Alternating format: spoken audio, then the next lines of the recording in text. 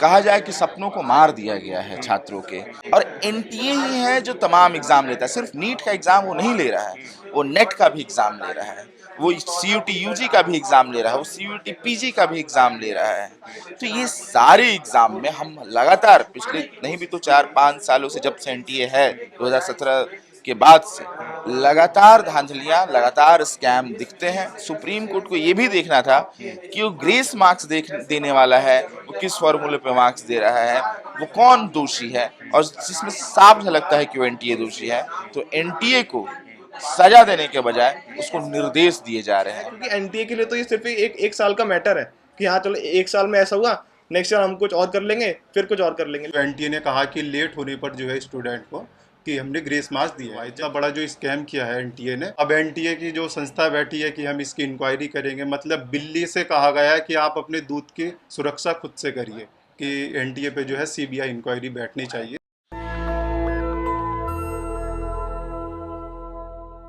नमस्कार, आप देख रहे हैं नेशनल दस्तक। मैं हूं रंजय कुमार और आज हमारे साथ बातचीत करने के लिए मौजूद हैं जेएनयू के स्टूडेंट यूनियन के अध्यक्ष धनंजय जी। सर, अभी जो नीट का रिजल्ट आया है उसको लेके बहुत सारी खबरें आ रही है कि जो स्कैम है जिस तरह से है, और आज आप लोगों ने आयशा के झंडे के तले ये प्रेस कॉन्फ्रेंस किया है, तो क्या किस तरह की मांग है आपकी? देखिए, हम जो मांग करने यहाँ आए हैं कि जो नीट में स्कैम हुआ, और उसके साथ साथ आप देखिए कि जितने अभ्यर्थी हैं जिन्होंने एग्ज़ाम लिखा, उसके साथ साथ जो उनका परिवार है वो भी सड़कों पर है खड़ा, क्योंकि कहा जाए कि सपनों को मार दिया गया है छात्रों के, जिनका कभी पिछले साल जिस नंबर पे 1000 रैंक आता था वो 20,000 रैंक पहुंच गया, 10,000 रैंक पहुंच गया है। तो इस तरह की दिक्कतें आई, और एक ही सेंटर के कई छात्रों को 720 मार्क्स मिलना, नंबर रैंक 1 आना, उसके साथ साथ पेपर लीक की भी बात आई है। इन सारे सवाल हमारे बीच में है, और इसका एक जड़ है एनटीए। और एनटीए ही है जो तमाम एग्जाम लेता है। सिर्फ नीट का एग्जाम वो नहीं ले रहा है, वो नेट का भी एग्जाम ले रहा है, वो सीयूटी यूजी का भी एग्जाम ले रहा है, वो सीयूटी पीजी का भी एग्जाम ले रहा है। तो ये सारे एग्जाम में हम लगातार पिछले नहीं भी तो 4-5 सालों से, जब से एनटीए है 2017 के बाद से, लगातार धांधलियां, लगातार स्कैम दिखते हैं। और हम दूसरी तरफ देखते हैं कि एग्जाम सेंटर पे घंटों घंटा लेट होना एग्जाम का, लोगों का ट्रेन छूट जाना। पिछले ही साल मास्टर्स में 50% ट्राइबल स्टूडेंट एग्जाम ही नहीं लिख पाए, लड़कियां नहीं एग्जाम लिख पाई, और ये सारा डेटा वही देते हैं। तो कहने का मतलब है कि एनटीए पूरी तरह से विफल है इस देश में एग्जाम करवाने के लिए।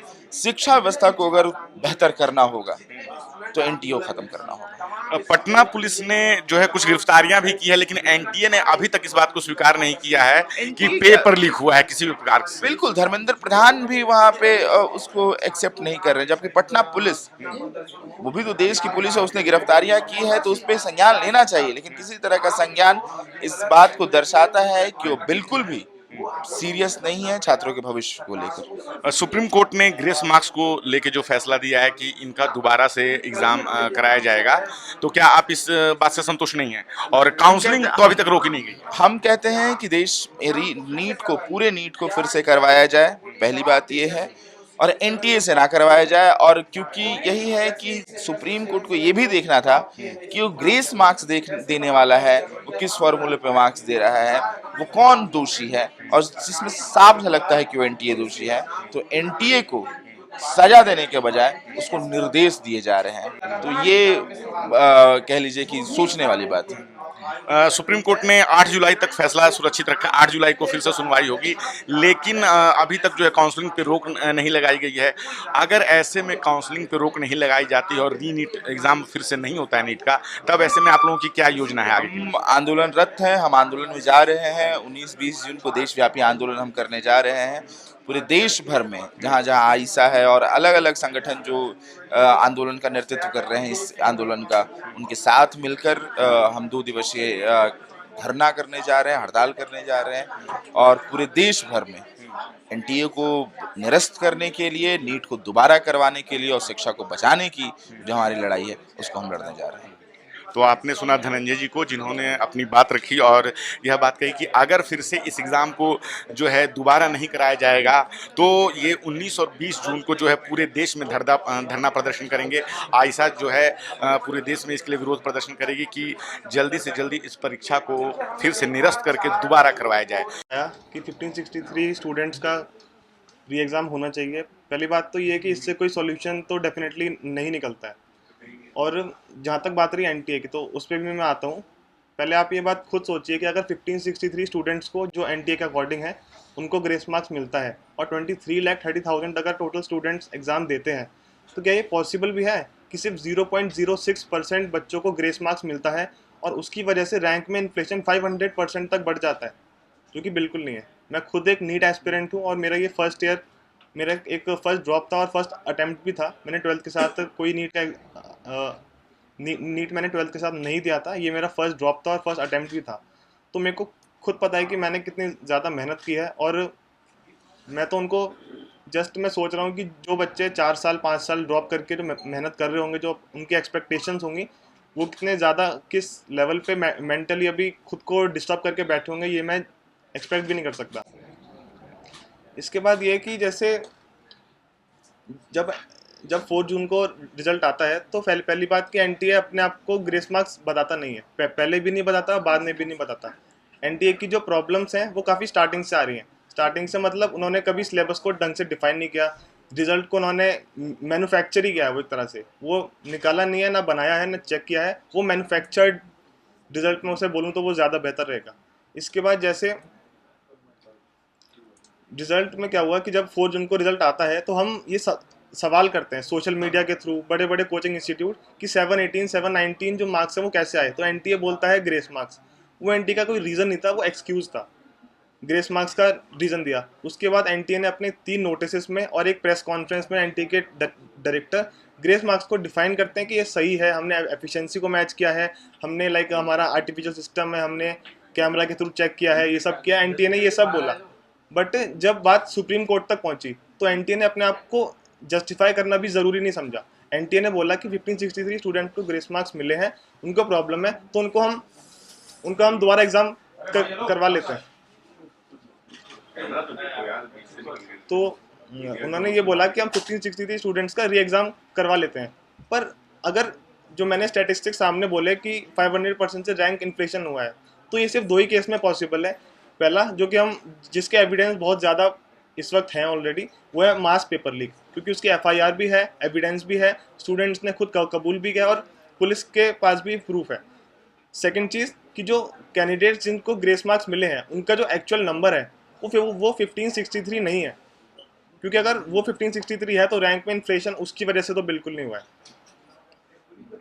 इसके बाद ये, जैसे अगर एनटीए ने 1563 स्टूडेंट्स को अगर ग्रेस मार्क्स दिया तो वो लॉस ऑफ टाइम के बेसिस पे दिया।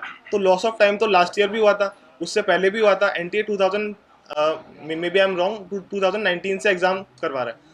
तो ग्रेस मार्क्स और लॉस ऑफ टाइम बेसिकली, तो वो तो पहले भी हुआ था। बट प्रॉब्लम यह है कि लास्ट ईयर हमने सवाल नहीं किया था, क्योंकि किसी बच्चे के 718 या 719 मार्क्स नहीं आए थे।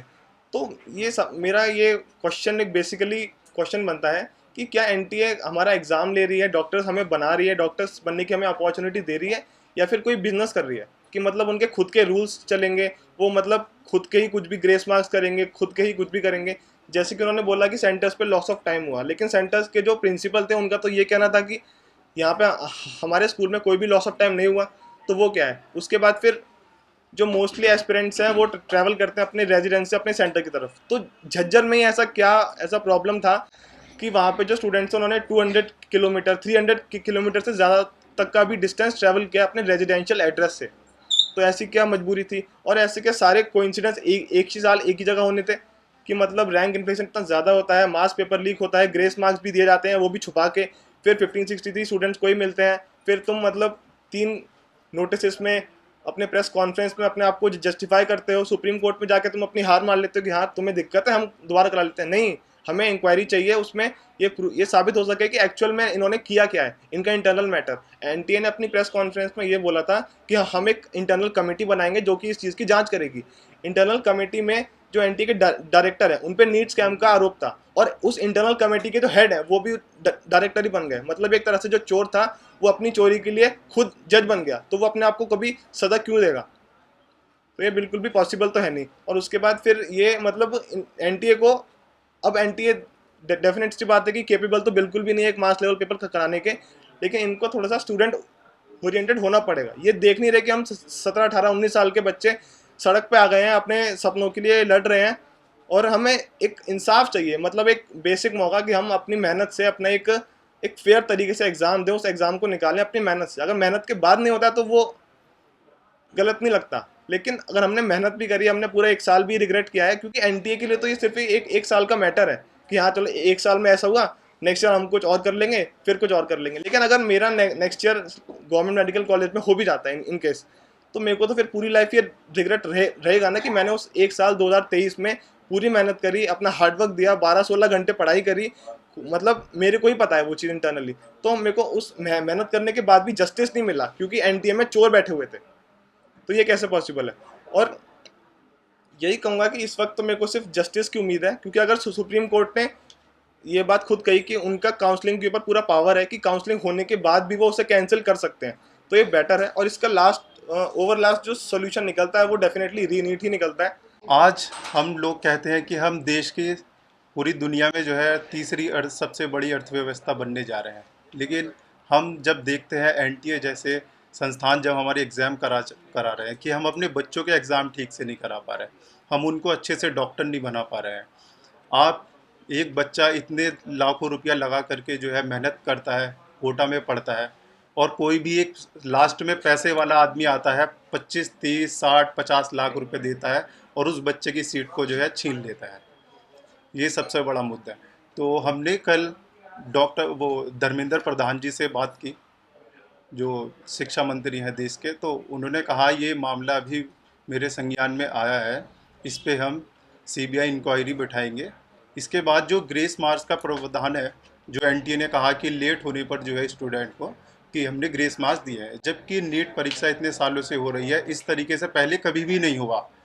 पहले सिर्फ ऐसा हुआ है, ये तो एक ऑफलाइन एग्ज़ाम है, इसको तो यदि बच्चा 5 मिनट लेट आ रहा है तो उसको आप लास्ट में 5 मिनट दे सकते हैं, ऐसा कुछ भी नहीं। और यहाँ पर जो धांधली की गई है वो यहाँ करी गई, जो OMR सीट होती है हमारी, उसमें बच्चों से कह दिया गया है कि आप सिर्फ 20 या 30 कॉलम भर दीजिए, बाकी जो है एनटीए में जब OMR सीट आएगी उसको निकाल करके हम ऊपर से भर दिए जाएंगे। तो हमने उनसे ये भी डिमांड की है कि जो OMR सीट होती है उसके अंदर एक ऑप्शन ऐसा भी होना चाहिए, यदि बच्चा फिजिक्स के 10 क्वेश्चन को अटैम्प्ट कर रहा है तो उसमें वो लिखे OMR सीट में कि मैंने फिजिक्स के 10 क्वेश्चन, बॉटनी के इतने, जूलॉजी के इतने, इस तरीके से। और वहाँ पे जो इन्विजिलेटर होगा उस पर वो सिग्नेचर करेगा, तब जाके वो OMR सीट क्लासरूम से बाहर जाएगी। इस तरीके से हम धांधली से रोका जा सकता है, इस तरीके से। और यहीं पर जो है स्कैंडल हुआ, इतना बड़ा जो स्कैम किया है एनटीए ने, और अब एनटीए की जो संस्था बैठी है कि हम इसकी इंक्वायरी करेंगे, मतलब बिल्ली से कहा गया है कि आप अपने दूध की सुरक्षा खुद से करिए। ऐसा कभी पॉसिबल हुआ है क्या? ठीक, तो इन्हीं चीज़ों को ध्यान में रखते हुए बस मैं यही कहना चाहूँगा कि एनटीए पे जो है सीबीआई इंक्वायरी बैठनी चाहिए और जल्द से जल्द बच्चों का जो है फैसला होना चाहिए, क्योंकि ये 24 लाख बच्चों की बात नहीं है, ये 24 लाख परिवार की बात है। और जो बच्चे सोच रहे हैं कि ये तो सिर्फ 2024 में दिए गए स्टूडेंट के साथ ही हो रहा है, नहीं, ये आने वाले टाइम में भी होगा। वो बच्चे यदि नहीं जागे, जो बच्चे आज तैयारी कर रहे हैं, वो फिर लास्ट में बस 2025 में जब नीट एग्जाम होगा 25-30 लाख रुपए कोई बंदा देगा और उसकी सीट को जो है ले जाएगा। नेशनल दस्तक की आपसे गुजारिश है कि अगर इसको बचाना चाहते हैं तो नेशनल दस्तक को सब्सक्राइब करने के लिए रेड कलर के सब्सक्राइब बटन को दबाएं, फिर बेल आइकन की घंटी दबाएं। नेशनल दस्तक को बचाने के लिए बहुत ज़रूरी है कि हर खबर को शेयर करें, लाइक करें, कमेंट जरूर करें।